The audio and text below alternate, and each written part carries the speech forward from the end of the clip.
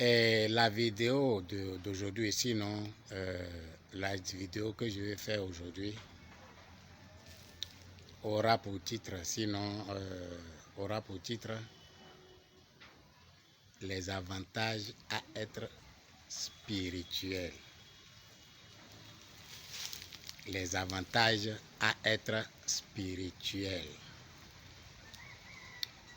Ce titre va faire partie d'une série de vidéos qui va essayer de vous expliquer compartiment par compartiment ce que vous gagnez en tant que spirituel et ce que vous laissez de côté, ou bien ce qui va vous écraser, ce qui va vous mettre dans des situations compliquées si éventuellement vous n'avez pas le goût à la spiritualité.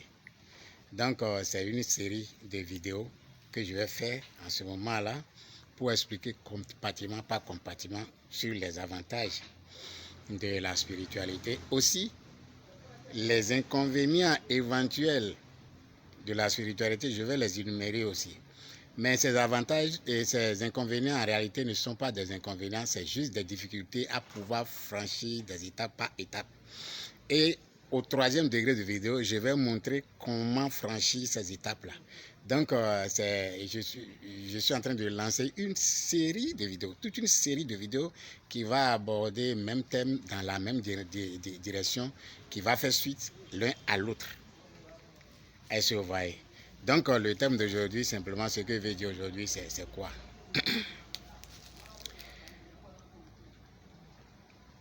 Comment, sinon, quels sont les avantages que nous avons à être ou bien devenir spirituel ou bien prendre notre voie spirituelle? La première nuance que je vais faire ici, le spirituel dont je parle, ce n'est pas des rituels qui sont faits. Ce n'est pas des pratiques avec certains composants, certains instruments qui sont faits, non. Je parle du spirituel qui prend la conscience de ce qu'il est et du travail qu'il va faire sur lui-même pour réveiller en lui-même le Dieu unique.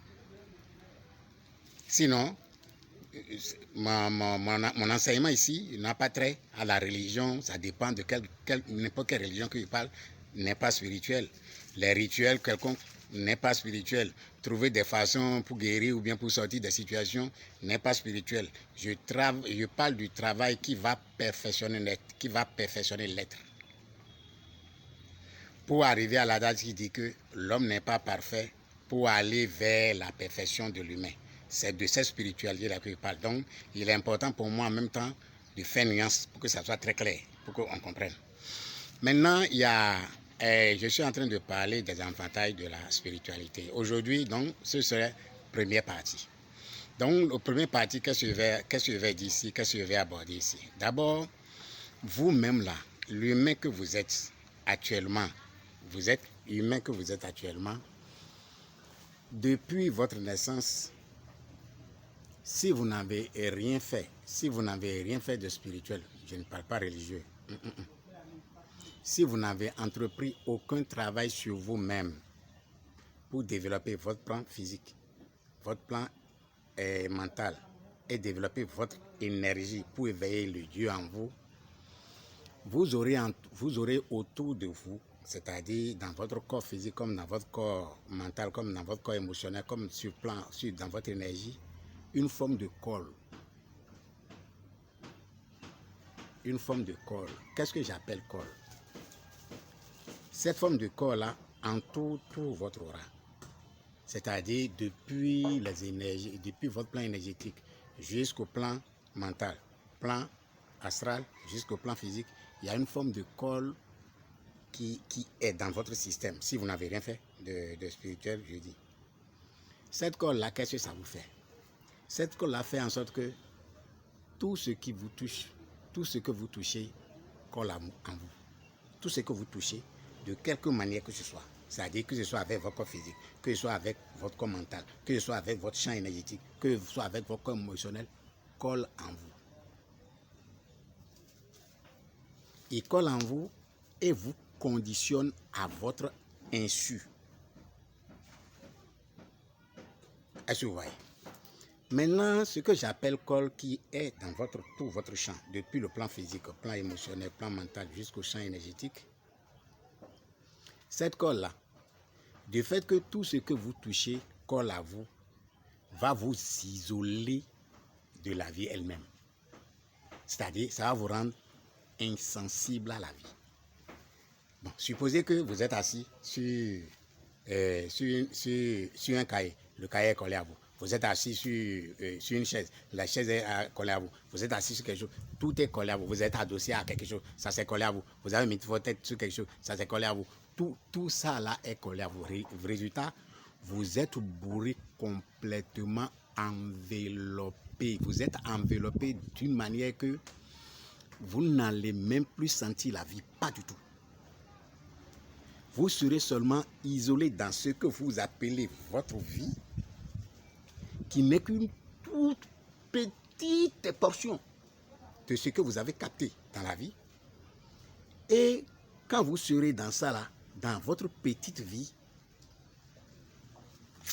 non, ce qui est dedans n'est pas bon.